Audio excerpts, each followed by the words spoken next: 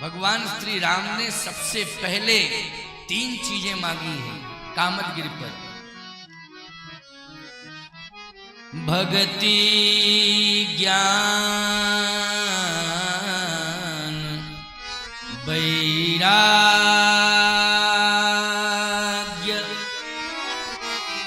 भक्ति, ज्ञान, वैराग्य, ये 3 मांगे भगवान ने। कामदगिरि भगवान ने कहा आप तो साक्षात विग्रह हैं भक्ति, ज्ञान, वैराग्य। इसलिए आगे लिख दिया, सोहत धरे शरीर भगति ज्ञान वैराग्य जन सोहत धरे शरीर। भक्ति, ज्ञान, वैराग्य, ये 3 की आवश्यकता आपको भी है, हमें भी है, सभी को है। देखो पहले भक्ति शब्द ले, यानी भक्ति, ज्ञान, फिर वैराग्य। देखो भक्ति जीवन में पहले आएगी तो ज्ञान का अभिमान नहीं होगा,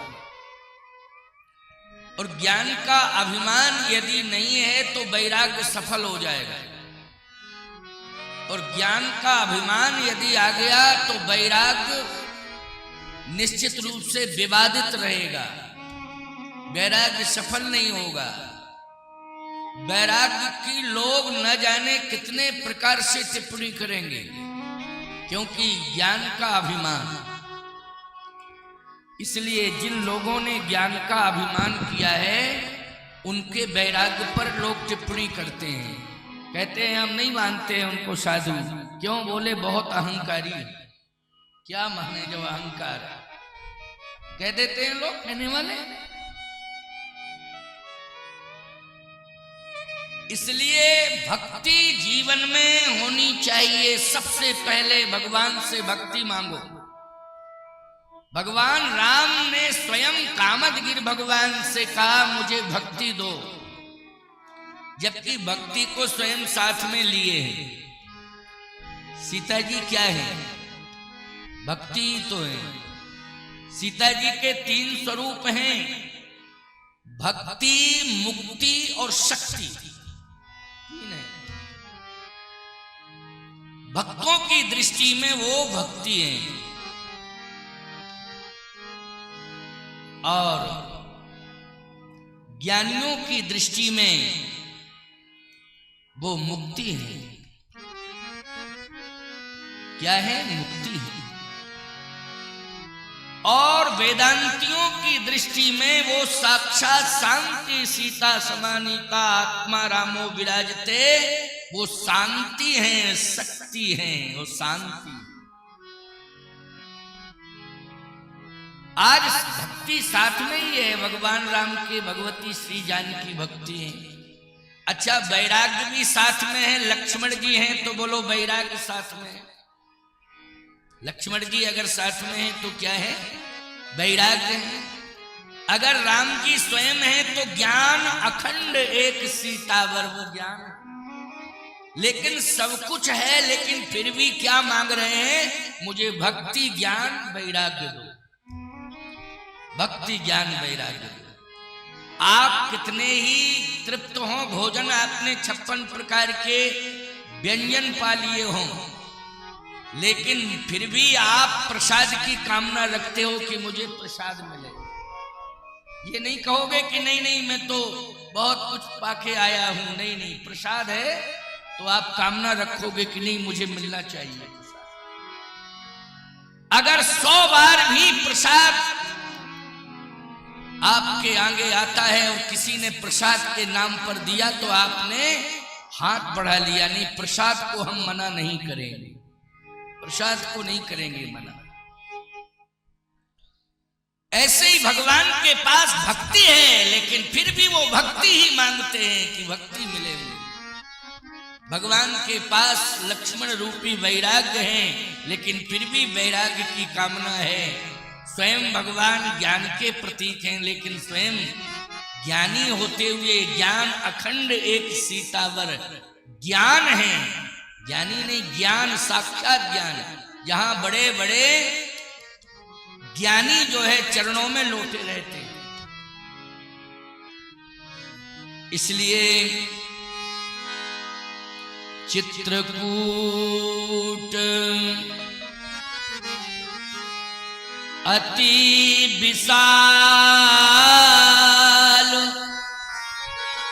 संकुल सुर तरु तमाल निवसत जहाँ नित कृपालु राम जानकी। निवसत यानी प्रवास नहीं है, निवास। प्रवास में और निवास में अंतर है। निवास मानी स्थायी और प्रवास मानी अस्थायी। तो निवसत जहाँ नित्य कृपाल, तो नित्य में और जोर आ गया, यानी प्रतिदिन वहां रहते ही हैं, निवास करते हैं। इसलिए वाल्मीकि जी ने भी कहा है कि चित्रकूट में प्रवास मत बनाना, निवास ही करना। चित्रकूट गिरि करहु निवासु, चित्रकूट गिरि करहु निवासु, चित्रकूट गिरि करहु निवासु, चित्रकूट गिरि करहु निवासु। कहाँ तुम्हार सब भांति सुबासु, भांति सुपासु। चित्रकूट गिरि करहु निवासु, चित्रकूट गिरि करहु निवासु, चित्रकूट गिरि करहु निवासु। चित्रकूट, भगवान चित्रकूट में निवास कर रहे हैं, प्रवास नहीं कर रहे हैं। अच्छा, राक्षसों को मारने की संपूर्ण शक्तियां भगवान ने चित्रकूट कामदगिरि पर्वत पर तपस्या करके प्राप्त की।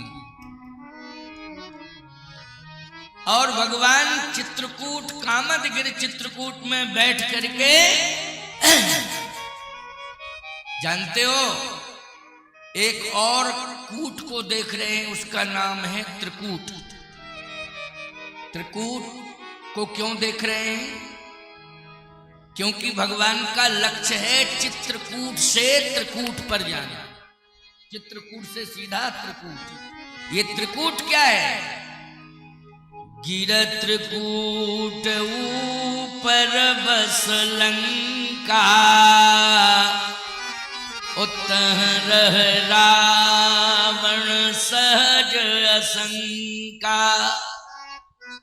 त्रिकूट पर्वत पर लंका बसी है, उस लंका का स्वामी है दशानन, दशकंठ दशानन रावण। वो त्रिकूट पर्वत पर रहता है। राम जी कहाँ रहते हैं? चित्रकूट में। और रावण कहाँ रहता है? त्रिकूट में। अच्छा, एक और अर्थ कर दें जरा, आध्यात्मिक दुनिया में थोड़ा सा आप प्रवेश करो। हमारा चित्त, वेदांत में ब्रह्म को कूटस्थ कहते हैं, कूटस्थ। हमारा चित्त अगर कूटस्थ ब्रह्म से जुड़ा है तो हमारा जीवन चित्रकूट है। और यदि हमारा मन कूटस्थ ब्रह्म से दूर हो गया है तो हमारा जीवन ही त्रिकूट है। लो, अर्थ निकल गया। और त्रिकूट का अर्थ है लंका, और लंका का अर्थ है जहां पर रावण रहता है, राक्षस रहते हैं। और चित्रकूट का अर्थ है कामदगिरि, जहां रहते हैं। और राम का मतलब है कि हमारे अंदर रामत्व आ गया। रावणत्व नहीं, रामत्व आना चाहिए। बोलो आना चाहिए कि नहीं? रामत्व से जुड़ना है, रावणत्व से नहीं। शरीर को हम किससे जोड़ें? जीवन को किससे जोड़ें? बोले रामत्व से जोड़ें, श्री राम से जोड़ें। आज अयोध्या से श्री भरत जी महाराज पूरे समाज को लेकर के चित्रकूट जा रहे हैं, अर्थात रामत्व को प्राप्त करने के लिए जा रहे हैं। यानी राम के पीछे अयोध्या छोड़ दी। कहे नहीं नहीं, अयोध्या की महिमा राम से है, और राम नहीं है तो अयोध्या में हम नहीं रहेंगे। इसलिए चित्रकूट की ओर प्रस्थान किए। अब बात यह है कि उस समय रास्ते सुगम नहीं थे, आज रास्ते सुगम हो गए हैं। आप अपने भरतपुर जिला, दौसा जिला या राजस्थान के किसी पड़ोसी जिले से आप चित्रकूट की यात्रा करेंगे तो इतना बढ़िया हाईवे बनके तैयार हो गया है कि आप अपने साधन से यहां से चलेंगे तो 7-8 घंटे में चित्रकूट पहुंच जाएंगे। इससे ज्यादा टाइम नहीं लगेगा। और आप मोबाइल में सर्च कर लोगे। लेकिन उस समय तो अरण्य अभयारण्य है, कोई सुगम रास्ता ही नहीं है। आप चलते जाइए और रास्ता विवेक से निश्चित करते जाइए। कोई सुनिश्चित रास्ता नहीं कि कहीं पत्थर लगा हो, मील के पत्थर पर लिखा हो कि चित्रकूट इतने किलोमीटर, कुछ नहीं। अच्छा, वन में बताने वाले कौन हैं? तो वन में आपको सब नहीं मिलेंगे। या तो वन में जीव जंतु मिलेंगे जो वन में निवास करते हैं, अथवा महात्मा मिलेंगे जो एकांत में वन में रह करके भगवान का भजन कर रहे हैं। बस दो ही मिलेंगे, या वन जीव प्राणी मिलेंगे या फिर महात्मा मिलेंगे। अब बताने वाला कौन है रास्ता? भगवान राम को तो चित्रकूट का रास्ता महर्षि वाल्मीकि जी ने बताया है, लेकिन भरत जी को चित्रकूट का रास्ता किसने बताया? क्या महर्षि वाल्मीकि जी ने ही बताया? नहीं। तो क्या भरद्वाज जी ने बताया? नहीं। किसने बताया है? जिसके जीवन में भक्ति है। देखो, वैराग्य बाद में है, ज्ञान भी बाद में, वैराग्य भी बाद में, भक्ति पहले। ये सब ज्ञानी हैं, ये सब वैरागी हैं, लेकिन उस समूह में यदि पूरे अरण्य अभयारण्य में अगर कोई भक्त है तो याद रखना, भगवान ने जिनको अपनी तरफ से भक्ति दी है वो केवल 3 प्राणी हैं और चौथा नहीं है। 3। और महिला जगत में बस एक निकली है केवल। आप कहो महाराज कौन है? कहा पुरुषों में एक को भगवान ने भक्ति जबरदस्ती दी है। वो कुछ भी नहीं लेना चाहता, लेकिन एक को जबरदस्ती भक्ति दी है। दूसरा भी नहीं लेना चाहता है, भगवान ने उससे भी जबरदस्ती भक्ति दी। वो कौन है? बोले वो खग योनि में है। एक को मानव योनि में भक्ति दी है, एक को खग योनि में भक्ति दी है, एक को पशु योनि में भक्ति दी है। आप कहोगे महाराज और कौन है?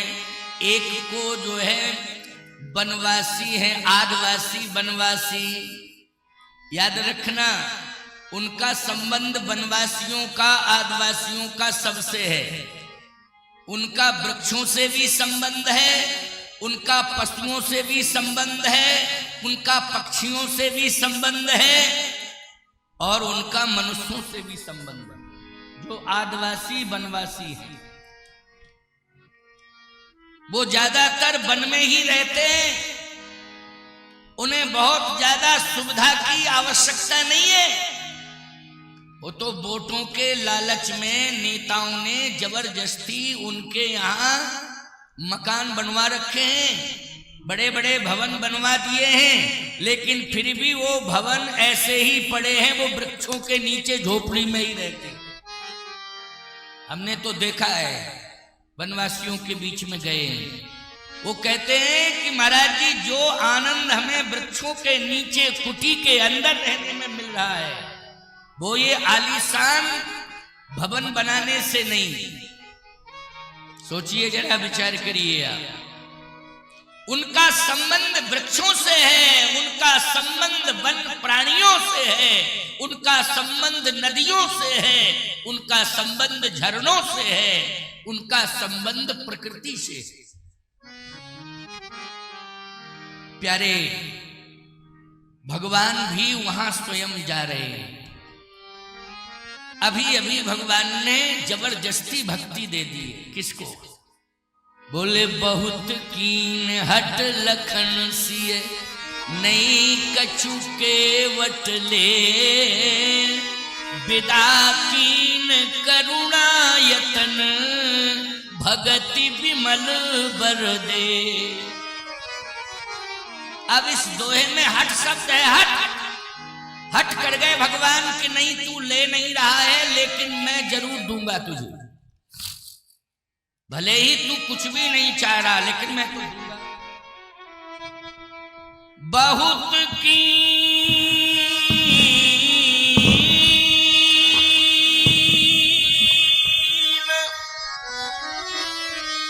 हट लखन सिए,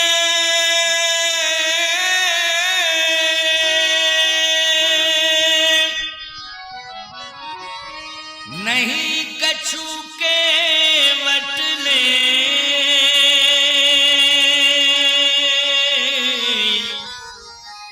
विदा कीन करुणा यतन, भगति विमल बर दे। भगवान ने जबरदस्ती विमल भक्ति दे दी। लो, अच्छा भैया एक बात आपको बतावे, भरत जी भी क्या मांग रहे हैं?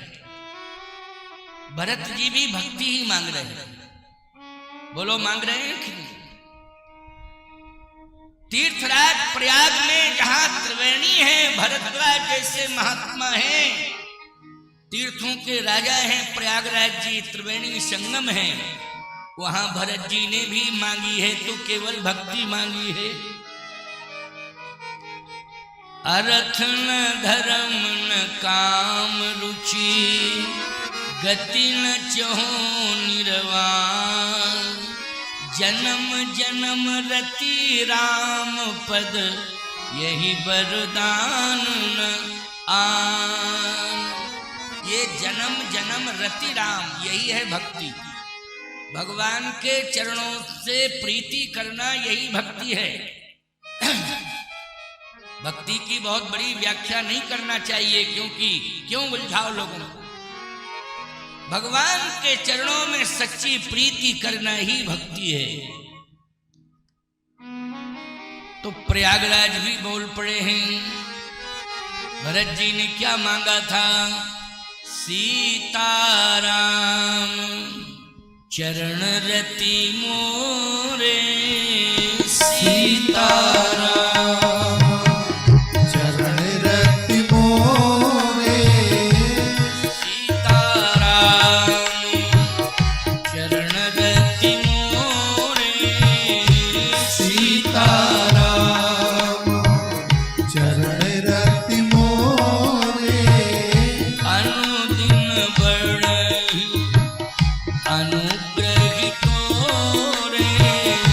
अनुदिन बड़ा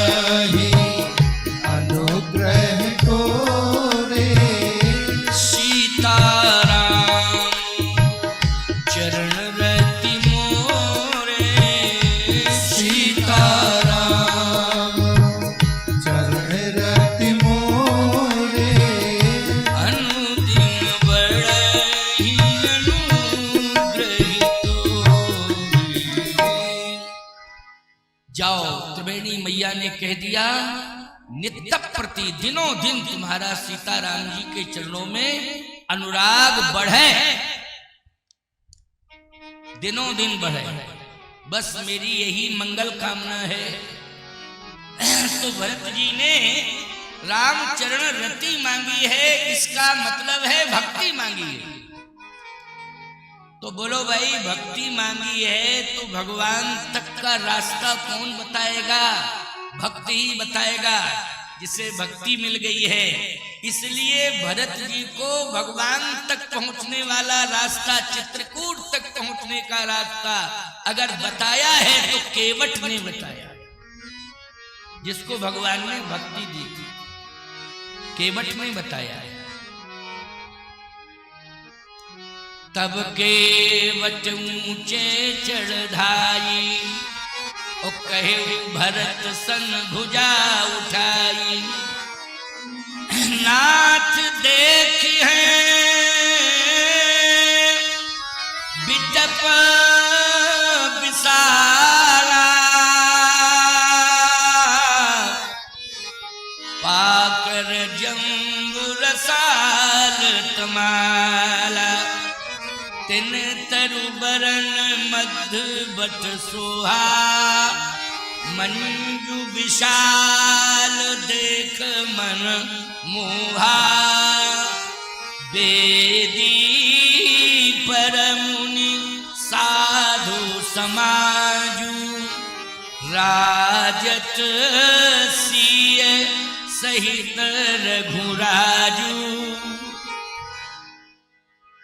पूरा का पूरा वातावरण, वहां की सिचुएशन केवट ने बताया था, कैसा वातावरण है और कहां बैठते हैं सीताराम जी और किन लोगों के बीच में बैठते हैं और बैठ के करते क्या है। बोले कहां बैठ